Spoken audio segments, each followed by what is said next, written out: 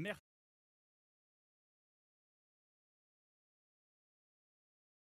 Et nous ouvrons donc un premier panel en posant cette question, je l'avoue, un peu provocante, mais on va la poser quand même.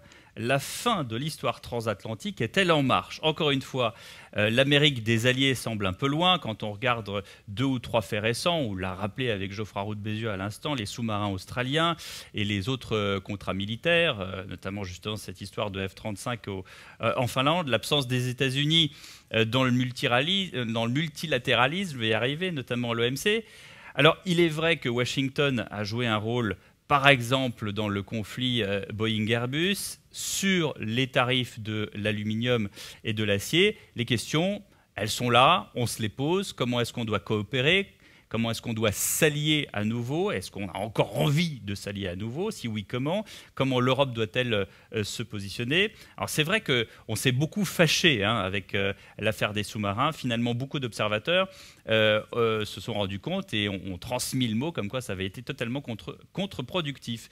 Alors on en parle avec Laurence Saïm, journaliste correspondante aux États-Unis, avec Laurence Nardon, responsable du programme États-Unis à l'IFRI, l'Institut français des relations internationales, l'ambassadeur Gérard Haro, longtemps en poste aux États-Unis. On attend d'une minute à l'autre William Drozdiak, qui est ancien journaliste au Washington Post, et Ezra Suleiman, prof de sciences politiques à Princeton, membre du comité directeur de l'Institut Montaigne. Je vous salue tous les 4 et bientôt tous les 5. Les amis, nous avons 3 quarts d'heure pour débattre ensemble. D'abord, Laurence Saïm, bonsoir. Vous qui vivez aux États-Unis depuis si longtemps, qui avez couvert des élections présidentielles successives aux États-Unis, des catastrophes naturelles comme en ce moment dans le Kentucky, qui connaissait les Français implantés aux États-Unis. Comment est-ce que les Français, aujourd'hui, à l'aube de 2022, sont-ils perçus? Alors, ça dépend évidemment à qui vous parlez. Moi, ce qui me frappe, c'est toujours l'image merveilleuse de la France, l'image de cette France qui a cette tellement bonne qualité de vie, l'image de cette France qui a surmonté d'une certaine manière le Covid.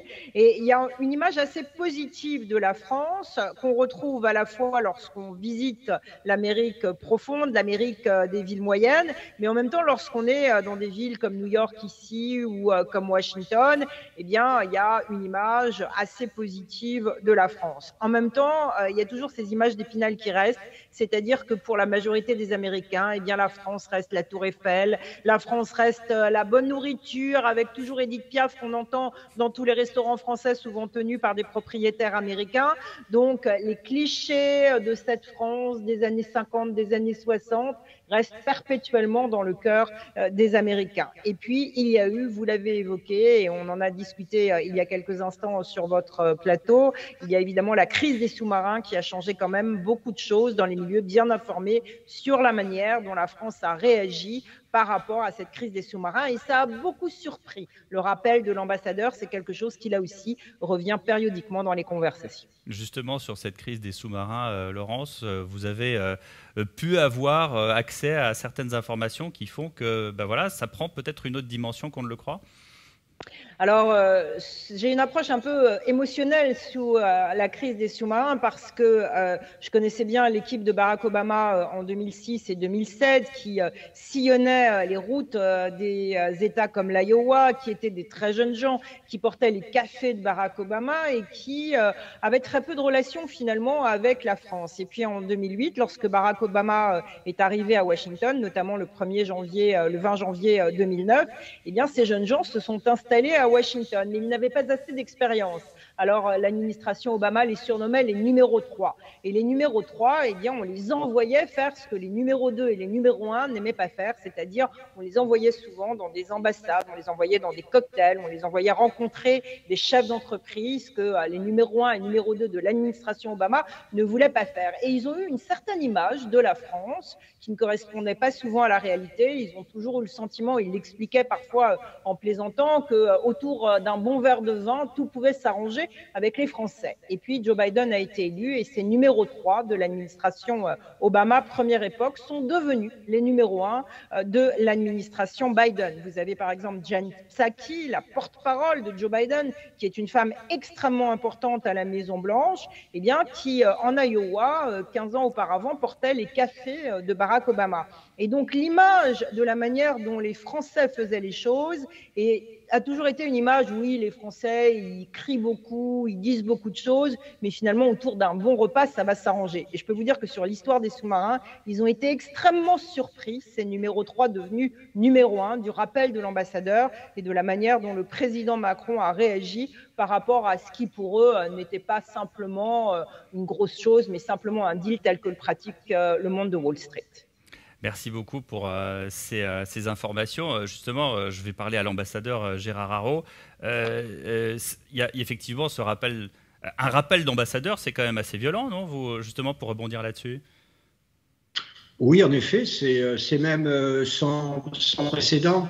Moi, personnellement, je suis plus que convaincu. Je sais que du côté américain, pour être franc, c'est plutôt un raté qu'une volonté délibérée de porter atteinte aux intérêts français.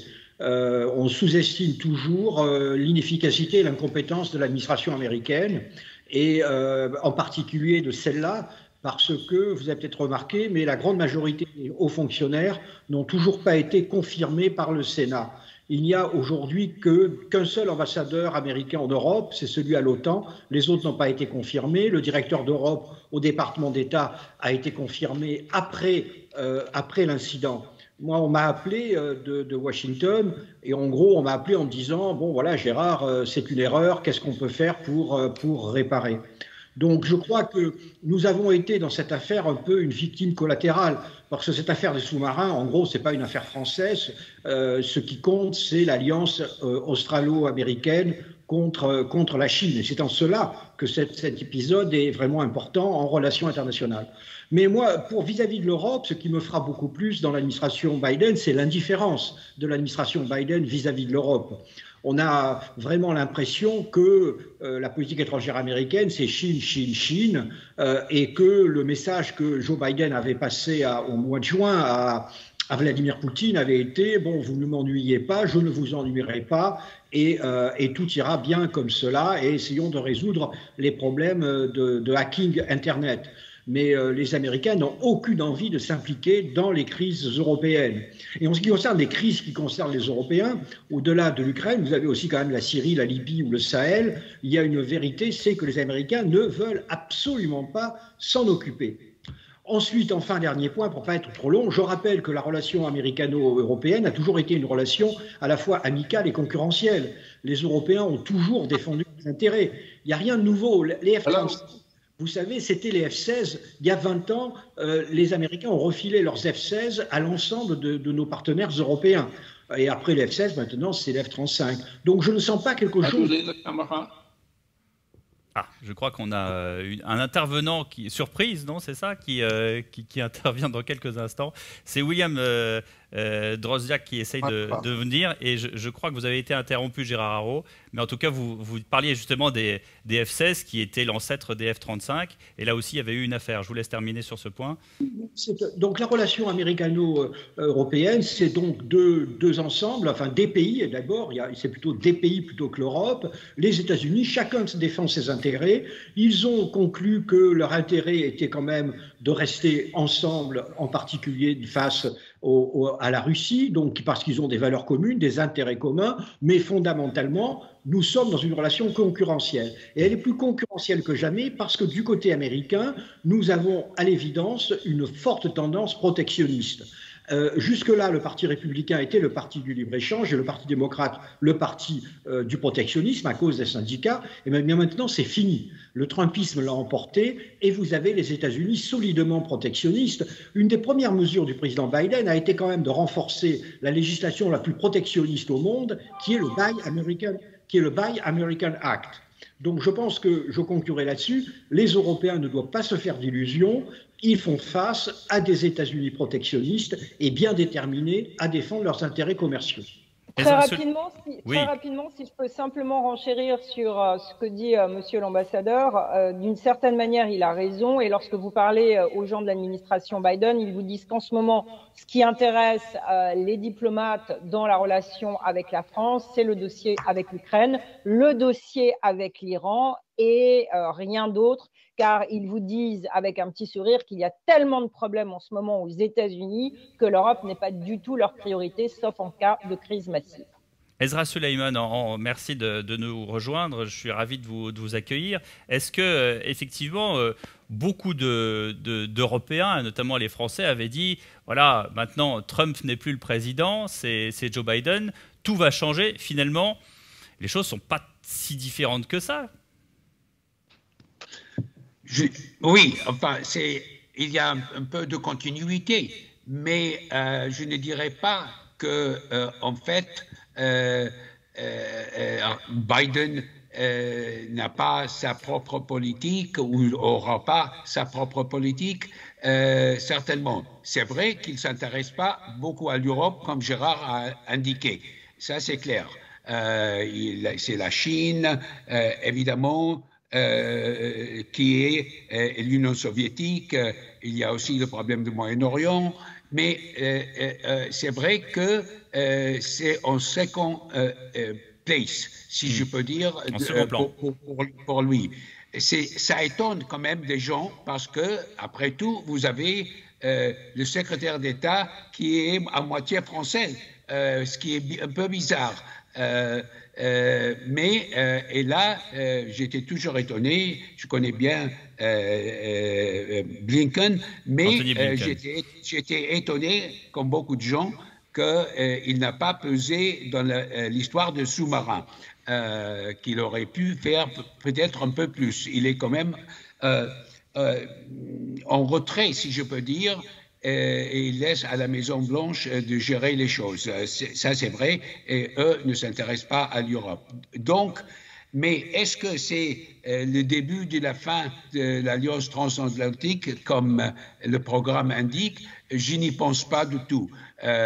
Quand vous connaissez un peu l'histoire, juste depuis la Deuxième Guerre mondiale, vous vous rendez compte qu'on a passé par plusieurs conflits, surtout au temps du général, beaucoup de conflits très sérieux.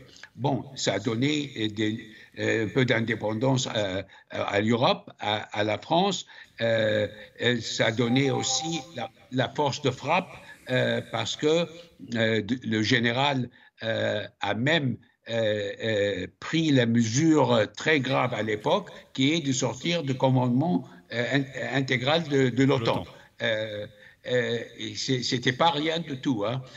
Donc, on n'a pas eu des histoires comme ça. Je suis d'ailleurs assez étonné que je trouve que, comme ça a été déjà indiqué, que l'histoire de sous-marins est beaucoup plus grave que beaucoup d'histoires qu'on a eues entre les deux pays. C'était vraiment une trahison de la part des États-Unis, perçue comme ça, et en réalité, c'était comme ça. La réaction de la France ne prête pas de comparaison avec ce que le général, heureusement, le général n'était pas là pour gérer cette histoire, parce que je ne pense pas qu'il aurait pris les mêmes mais justement, ça c'est très intéressant ce que vous dites, Ezra Suleiman. Ça veut dire qu'on aurait dû se fâcher plus parce que apparemment les observateurs, et je poserai la question d'ailleurs à Laurence Nardon de l'IFRI, les observateurs en général disent on a bien fait quand même de taire un peu cette colère pour pouvoir quand même avancer dans cette relation à tout le moins franco-américaine, si ce n'est européo-américaine. Écoutez, quand les États-Unis au moment de la guerre froide, de la guerre d'Irak, le journaliste du New York Times, Tom Friedman, a écrit « Maintenant, on sait que la France est dans le camp de l'ennemi », littéralement, mot pour mot. J'oublierai pas ces mots, qui étaient une exagération incroyable. C'est-à-dire, c'est comme s'il ne connaissait pas l'histoire de relations franco-américaines qui a été toujours mouvementée pendant la guerre et certainement après la Deuxième Guerre mondiale. Le général était très fâché qu'il n'était pas à Yalta, tout le monde le sait, mais quand même, il a très bien manœuvré. La France est quand même rentrée dans le Conseil de sécurité de l'ONU. Qui était à l'époque quand même surprenant parce que ce n'était pas un des grands pays, etc. Mais elle a trouvé sa place. Heureusement d'ailleurs. Donc, je ne pense pas que c'est la fin. On a toujours connu ces hauts et bas et je trouve qu'un des plus graves, c'est l'affaire de sous-marins. Merci pour ces quelques mots. Beaucoup de choses ont été dites, Laurence Nardon, et notamment ce rôle de la France. Est-ce qu'on est... Alors, Laurent Saïm nous dit que non, on n'est pas considéré comme des nains aux États-Unis. Et d'ailleurs, Geoffroy Roux de Bézieux l'a rappelé tout à l'heure, il y a quand même beaucoup de diversité dans l'entrepreneuriat français aux États-Unis. Comment est-ce qu'on avance? Comment on s'impose? Comment est-ce qu'on impose sa souveraineté, son autonomie? Comment on fait pour avancer? Est-ce qu'on peut encore avancer ensemble? Bon, merci de me donner la parole. Je voudrais dire quelque chose d'un peu plus général en introduction. C'est que on a beaucoup donc parlé de cette nouvelle fâcherie entre les États-Unis, la France, avec en arrière-plan la Grande-Bretagne et l'Australie. Depuis que je travaille sur les États-Unis, ça fait un certain nombre d'années, j'ai toujours vu les Européens, français et autres, s'inquiéter d'une possible disparition, évaporation du lien transatlantique, avec l'idée que les années passant, le lien historique se dénouait, que les proximités, les évolutions de population aux États-Unis et en Europe faisaient aussi que on allait se ressembler de moins en moins, et que du coup, la relation transatlantique était inexorablement vouée à disparaître. Et c'est vrai qu'une fâcherie comme celle du mois de septembre attise cette crainte. Bon, mais une fois qu'on a dit ça, je pense qu'il faut quand même garder un certain optimisme parce que qu'est-ce qu'il y a dans les relations transatlantiques? Il y a quand même une énorme proximité culturelle, une proximité en termes de valeurs politiques et philosophiques. Aujourd'hui, où les systèmes illibéraux sont en croissance dans le monde, bon, même peut-être chez nous, vous avez remarqué, quelles sont les zones dans lesquelles les démocraties sont dominantes, sinon l'Europe et l'Amérique du Nord? Je pense, alors bon, non, je suis très optimiste, mais je pense que le lien indéfectible entre Amérique du Nord et Europe n'est pas prêt de disparaître. Alors, maintenant, il faut travailler à cela, vous avez raison. Et pour remettre les choses en route, il y a pas mal de débats et de discussions et de forums qui existent. Alors, je ne sais pas si on peut rentrer tout de suite dans le vif du sujet, mais il y a eu récemment la création d'un conseil de commerce et de technologie, le TTC, qui doit aider à ce que Européens et Américains travaillent ensemble sur les questions de défense de leur technologie vis-à-vis de la Chine, de meilleure régulation des GAFA, ce qui aura l'avantage, et on peut l'espérer, de limiter le niveau de rage et de colère sur Internet, sur les contenus Internet, ce qui ne peut être qu'une bonne chose pour la démocratie. Je pense donc qu'il y a des choses positives qui existent. Mais comment est-ce que vous voulez qu'on avance, même si vous êtes extrêmement positif? Pardon, je vais vous passer une espèce de douche froide sur la tête. Quand, et ce qui a été dit à l'instant, comment est-ce que vous voulez-vous avancer avec des États-Unis qui vous disent « Nous, l'Europe, ça ne nous intéresse pas. Ce qui nous intéresse, c'est les autres zones du monde. Donc, vous êtes bien gentils, mais en attendant, il y a beaucoup de problèmes aux États-Unis. » Enfin, honnêtement, c'est assez compliqué d'avoir un partenaire qui minimise quand même les questions européennes pour avancer ensuite sur d'autres questions internationales.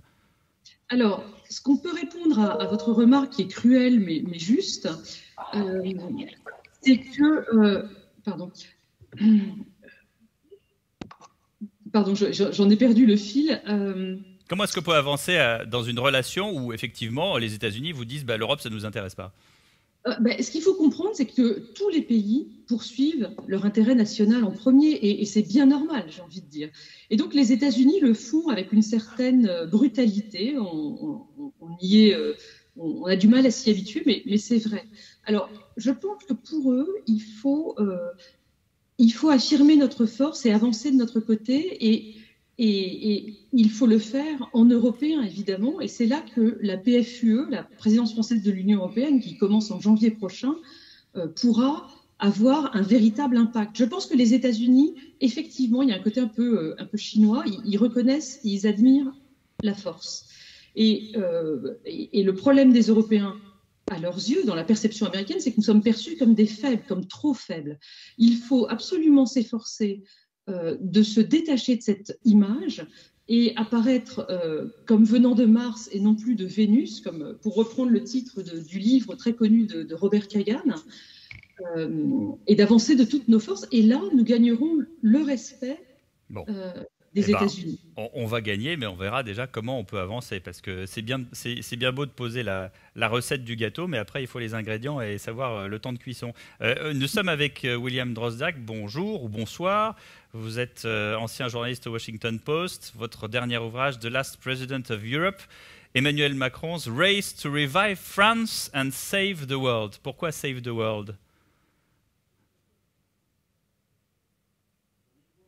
Ah, mettez votre micro, William, on ne vous entend pas. Voilà, vous m'entendez? Parfaitement. Oui, d'accord. Non, sa vision du monde, j'ai eu plusieurs conversations avec le président de la République sur sa vision du monde dans le XXIe siècle et surtout comment il voyait l'ordre mondial changer. Et c'est pour cela que j'ai choisi ce titre. D'ailleurs, le dernier président de l'Europe, c'est un titre qui reflète mon impression que c'est le seul leader actuel en Europe qui défend les intérêts et la vision des pères fondateurs de l'Europe après la Deuxième Guerre mondiale. Et je crois que c'est la raison principale que le président a été très déçu dans ses relations avec Angela Merkel, puisqu'elle ne partageait pas la même vision pour l'avenir de l'Europe. Alors justement, maintenant, il y a un nouveau partenaire, Olaf Scholz, et en tout cas, d'après ce qu'on nous dit, les relations vont être différentes d'avec Angela Merkel. Mais est-ce que et c'est ce que disait Laurence Nardon précédemment, qu'est-ce qui fait, William Drozdak, que maintenant, avec la présidence française de l'Union européenne, eh bien, la France et en même temps l'Europe va pouvoir asseoir une forme d'autonomie et de souveraineté par rapport aux États-Unis?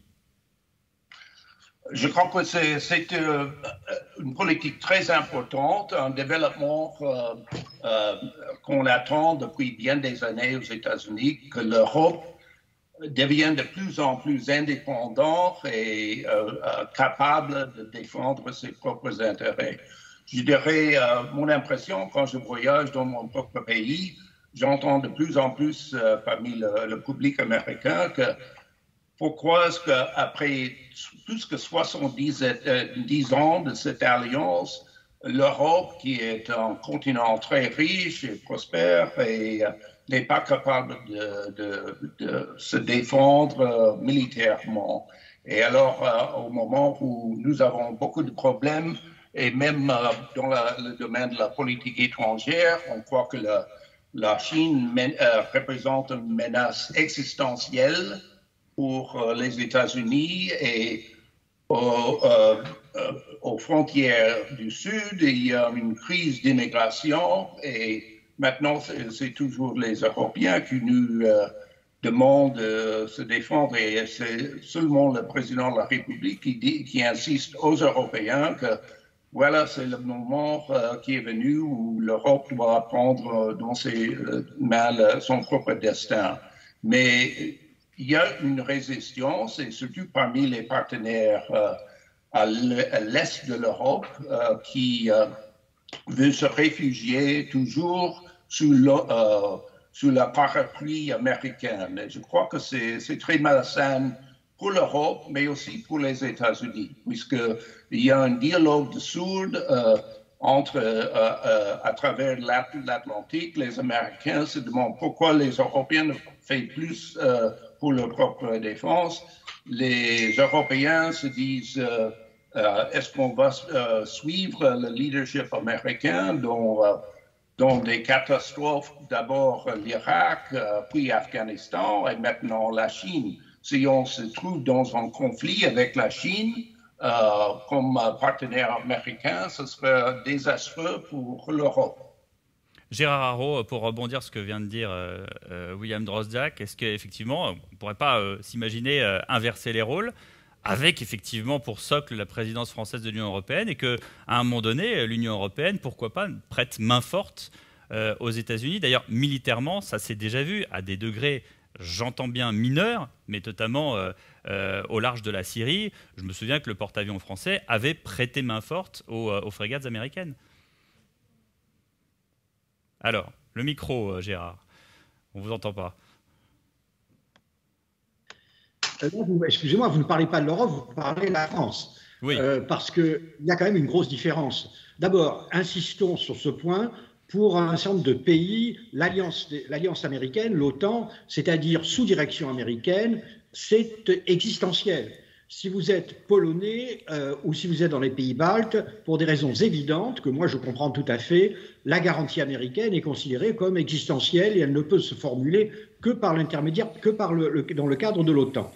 Et donc chaque fois que les Français parlent de défense européenne, ces pays sont terrorisés, que les Américains nous prennent au sérieux et que donc, les Américains disent eh ben, vous assurez votre défense, nous rentrons chez nous. En Europe occidentale, n'oublions pas que l'OTAN, c'est très pratique aussi parce que nos amis espagnols consacrent 1,02% de leur PNB à la défense, les Italiens 1,41% et les Allemands 1,55%. Donc pour eux, le leadership américain, c'est la prime d'assurance. C'est la prime d'assurance qui leur permet finalement d'être assez bien protégés par les Américains. Et donc je crois que pour le moment, il n'y a aucune raison que les Européens changent de position. Il faudrait qu'il y ait une réélection de Trump et que les Européens soient obligés de se dire « Ah ben les Américains ne font plus le boulot ». Mais pour le moment, les Américains font le boulot. Donc l'intérêt national de la plupart de nos partenaires, c'est de dire eh bien, qu'ils continuent à faire le boulot. Donc deuxième élément aussi, mais ça on sort un peu de la relation américaine, c'est que même du côté européen, les Européens n'ont pas du tout la même vision du monde. Si vous êtes finlandais, honnêtement, ce que font les Turcs au large de Chypre et de la Grèce, ça leur est totalement indifférent. Et si vous êtes la Lisbonne, ce que font les Russes dans la mer Baltique, ce n'est pas non plus capital. Donc vous comprenez les Finlandais qui ont choisi des F-35 plutôt que des Rafales? Ben évidemment, évidemment. Parce que les Rafales, il n'y a que nous qui pensons que ce sont des avions européens. Ce ne sont pas des avions européens, ce sont des avions français. Alors je sais bien que les Français ont tendance à confondre l'Europe et la France, mais ce n'est pas du tout la même chose. Et donc pour un Finlandais, acheter français ou acheter américain, d'abord il y a une question de prix, et puis ils se disent qu'avec les avions américains vient une forme de garantie américaine. N'oublions pas que la Finlande n'est pas partie de l'OTAN et que la Finlande a quand même un voisinage russe plutôt encombrant. La garantie, c'est si jamais on se fait attaquer, il y a peut-être les Américains qui viendront à notre secours. Appelons un chat, Gérard Haro. C'est ça, c'est ça. C'est l'espoir des Finlandais. Mais j'insiste sur ce point parce que tous les Français croient qu'un Rafale est un avion européen. J'insiste sur ce point. Pour tous les pays du monde, un Rafale est un avion français. Et ça ne profite acheter un Rafale, ça profite à la France. Non, mais j'ai l'impression que quand vous dites c'est un avion français, on a l'impression de parler d'une vieille Citroën BX qui va tomber en panne au bout de 100 mètres. C'est quand même un avion techniquement très abouti. Non, mais je parle de la nationalité, parce que vous voyez, quand on dit un avion européen, on a l'impression que les Finlandais ont trahi l'Europe en n'achetant pas un avion français. C'est ça la vision française. Eh bien non, ils n'ont pas trahi l'Europe. Ils ont choisi entre les États-Unis et la France. Quelque chose d'intéressant parce que on présente toujours les Français comme étant diminués, ou en tout cas il y a les Américains, c'est the big guy, et puis les Français qui sont un peu à la traîne. Il y a quand même une situation à New York que vous vivez d'ailleurs vous-même qui mérite d'être soulignée. Oui, il y a une situation à New York qui est inquiétante. Le New York Times a mis ce matin en une un article disant que le taux de chômage de New York est de plus de 9%. C'est le double de la moyenne nationale. 1 million de New-Yorkais ont perdu leur emploi. Il y a le tourisme qui reste toujours très aléatoire en raison de la pandémie.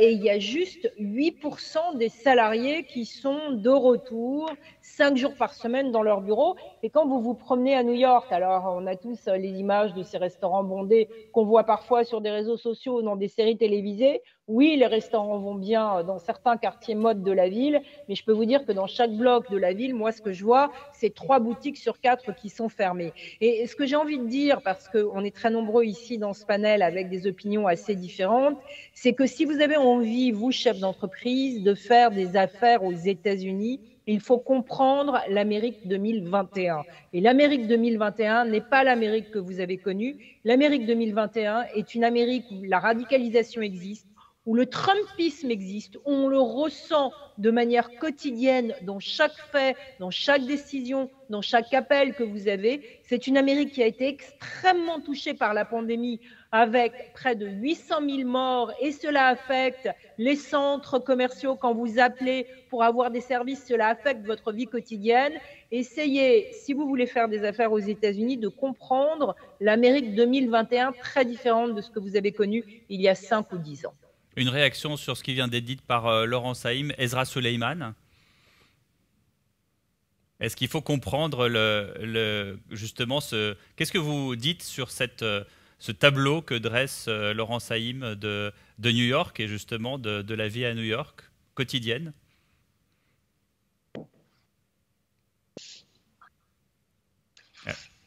Est-ce que vous pouvez mettre votre micro en marche, s'il vous plaît, Ezra Soleiman?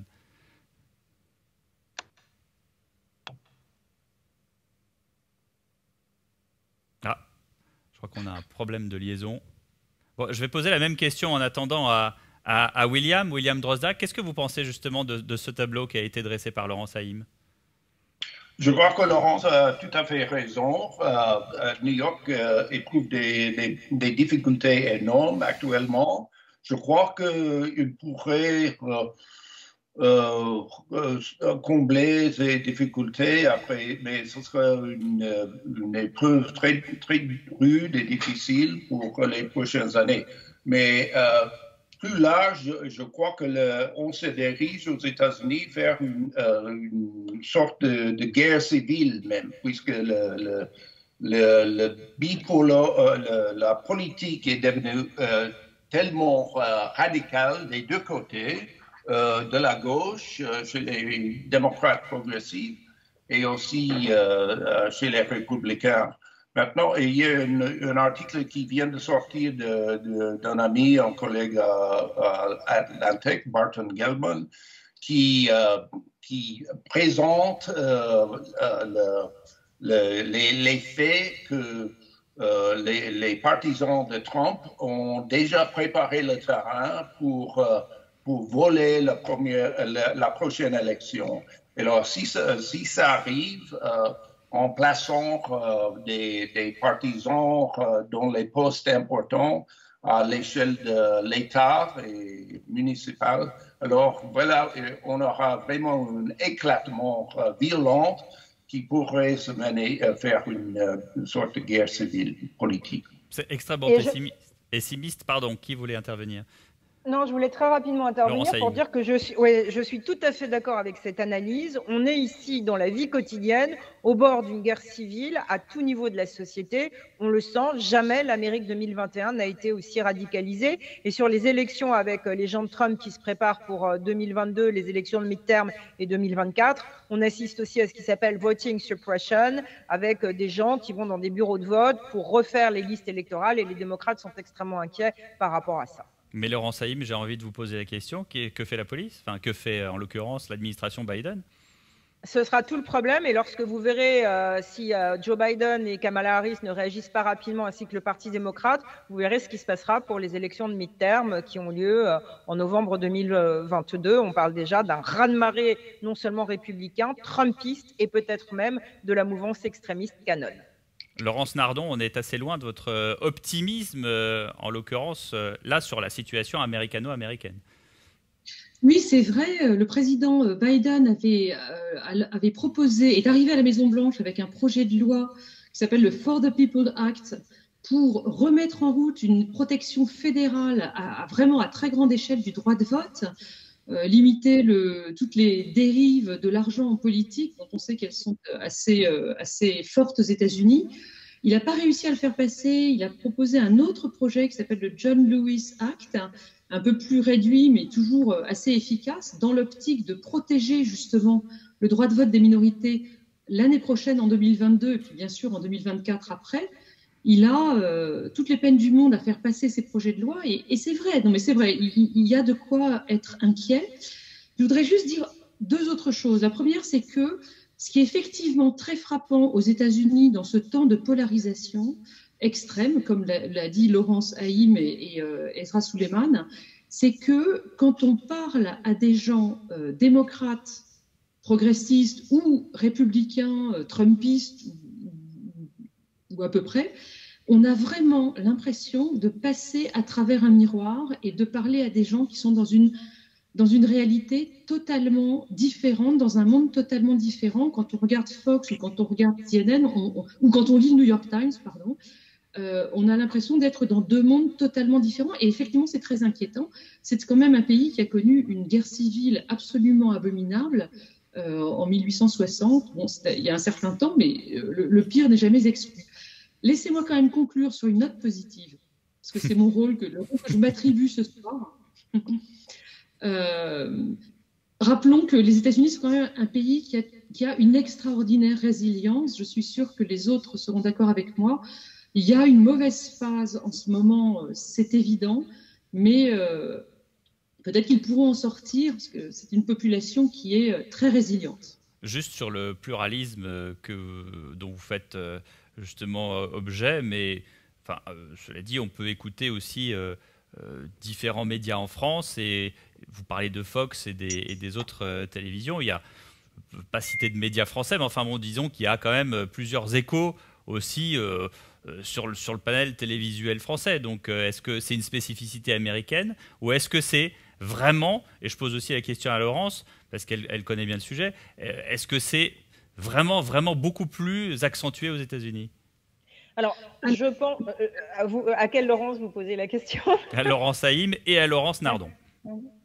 Très rapidement, moi je n'ai jamais connu cette radicalisation. Je suis arrivée à New York en 1992 et en ce moment vous êtes dans une guerre civile morale totale, une radicalisation extrême. Les médias souvent ne sont plus des médias qui font des histoires factuelles mais qui éditorialisent de plus en plus. Vous savez que si vous regardez CNN ou MSNBC, vous allez entendre les thèses démocrates et progressistes. Si vous regardez Fox News, vous allez entendre des thèses trumpistes et des thèses d'extrême droite, et vous avez véritablement en ce moment une radicalisation. Et encore une fois, c'est cela. Mais plus que d'habitude, Laurence, pardon de vous couper, plus que d'habitude, parce que quand on regarde la série House of Cards, par exemple, effectivement, on a ces éditorialistes qui disent « Est-ce que tu es sûr que le président peut aller là-bas ?» Oui, je suis sûr que... Enfin, il y a quand même ces talks, comme on dit, et d'ailleurs, on a beaucoup importé de cette méthode à la télé française. On a ces gens qui s'interpellent, et je ne vais pas citer d'émissions encore une fois, mais il y a des chaînes d'infos en continu qui ont repris en France exactement le même schéma. House of Cards a été écrit il y a 10 ans, a été tourné il y a 7 ans. Aujourd'hui, dans l'Amérique que je vois, les républicains, les trumpistes et les démocrates ne s'habillent pas pareil, ne mangent pas pareil, ne parlent pas pareil, et vous êtes dans une guerre civile morale quotidienne que vous expérimentez quand vous vivez ici, et qui est vraiment à prendre en considération, encore une fois, si vous voulez faire des affaires aux États-Unis. Laurence Nardon, sur le même sujet. Oui, je voudrais effectivement. Alors, on importe. Vous faisiez allusion à ça. On importe un petit peu un paysage médiatique polarisé en France, mais on est effectivement très loin de ce qui se passe aux États-Unis. La vraie raison, enfin l'une des vraies raisons de ce paysage médiatique aussi contrasté aux États-Unis, c'est la suppression du Fairness in Radio Act en 1987. C'est vraiment un élément factuel. Cette année-là, un certain nombre de règles éthiques qui dirigeaient le monde de la radio ont été supprimés. C'était l'époque Reagan, on dérégulait à tout va. Et Laurence, excusez-moi, je ne peux pas vous laisser dire ça, parce que ce n'est pas le Fairness Act qui a disparu aux États-Unis, c'est le journalisme factuel. Oui, d'accord, mais la suppression de cette... Sur des chaînes d'information continue, si vous n'êtes pas dans un camp ou dans un autre. L'éditorialisation journalistique est un véritable problème et c'est sans doute une tendance que l'on voit arriver en France en ce moment, mais ce n'est pas le Fairness Act, c'est simplement vous devez en ce moment aux États-Unis choisir votre camp et ce mouvement de société arrive partout parce que l'Amérique, de par son histoire, donne toujours des leçons sur les tendances qui arrivent après, 4 ou 5 ans plus tard. Je voudrais, et pardonnez-moi de faire de la ségrégation d'une certaine manière, je voudrais entendre les Américains là-dessus. Ezra Suleiman, est-ce que vous êtes d'accord justement sur ce qui vient d'être dit? Là, on a deux mondes différents. Ah, on me dit qu'Ezra Suleiman n'est plus connecté. William, là-dessus, justement, on est vraiment dans une apogée, j'allais dire, du média. C'est surtout le social media, Facebook, Twitter, qui dérange l'ordre social même, surtout parmi la jeune génération.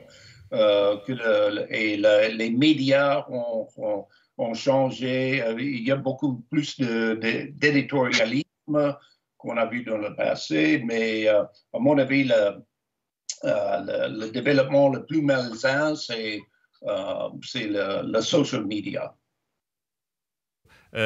Cette fragilité, Gérard Haro, qui vient d'être dépeinte par nos invités, est-ce que c'est pas quelque part une chance et cette fois-ci, je fais vraiment la différence entre l'Union européenne et la France, mais pourquoi pas la France? Est-ce que c'est pas une chance pour les Français, justement, d'agir et de s'imposer plus avant par rapport aux États-Unis? Ah non, certainement pas. C'est quand même un désastre si la principale démocratie au monde, la principale vraie démocratie au monde, traverse une crise profonde. Il y en aura évidemment des conséquences à la fois politiques, sociales, qui sont graves. J'ajoute, parce que je suis toujours un peu frappé par la manière dont nous déplorons la crise politique américaine, je voudrais quand même rappeler aussi que, comme vous avez essayé de le laisser entendre, la crise politique française, européenne, c'est pas mal non plus quand même. Je rappelle que l'extrême droite en est à 35% dans les sondages pour l'élection présidentielle française. En réalité, l'ensemble des pays occidentaux font face à la même crise. Elle se décline souvent des caractéristiques nationales particulières. Mais en France, vous avez le même nombre, 35% ou 40% des citoyens qui se rebellent contre le système et qui veulent en gros renverser la table, ce qui permet à un certain nombre de politiciens d'essayer de capter cette colère. Mais personnellement, d'ailleurs, on voit bien un candidat français à l'heure actuelle qui fait du Trump. On a l'impression qu'il suit Trump. Et vous avez raison, vous avez des chaînes françaises qui font du Fox News. Donc je dirais, moi, je globaliserai la crise. Ce n'est pas seulement une crise américaine, c'est une crise des démocraties occidentales, ce qui la rend d'ailleurs, à mon avis, beaucoup plus dangereuse. Et donc notre intérêt, évidemment, en tant qu'Européens, en tant que Français, c'est de travailler avec les forces démocratiques américaines pour répondre à la crise de nos sociétés. Nous avons tous une crise de la démocratie et nous devons être solidaires. Merci beaucoup à vous cinq. Merci à Laurence Haïm, Laurence Nardon. Merci à l'ambassadeur Gérard Haro. Merci à William Drozdiak et Ezra Suleiman d'avoir contribué et fait avancer les choses dans cette rêve transatlantique du MEDEF. On se retrouve dans un instant.